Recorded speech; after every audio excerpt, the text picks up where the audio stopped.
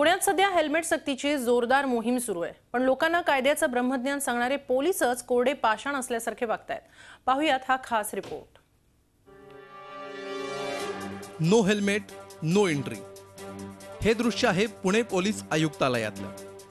Helmet न घालता police आयुक्त कार्यालयात येणाऱ्या पोलिसांना असं गेटमध्ये हेल्मेट न घालता दुचाकी चालवणाऱ्या पोलिसांवरही दंडात्मक कारवाई करण्यात येते आहे।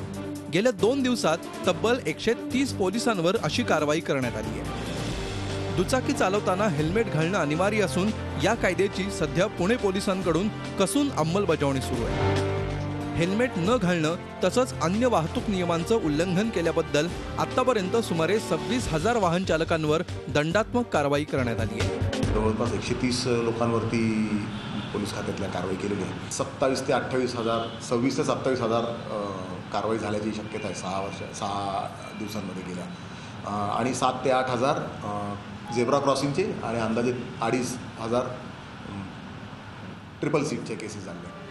अगदी पुणेकर नागरिकांचा विरोध न जुमानता पोलिसांची ही कारवाई सुरू आहे। या हेल्मेट सक्तीच्या विरोधात नागरिक रस्त्यावर देखील उतरले।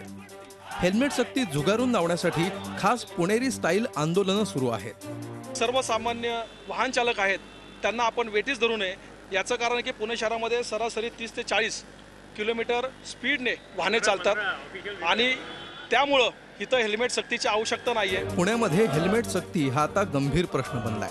मात्र कायदा सगळ्यांना समान असतो, म्हणूनच आम जनतेसोबत पोलिसांवरही कारवाई केली जाते।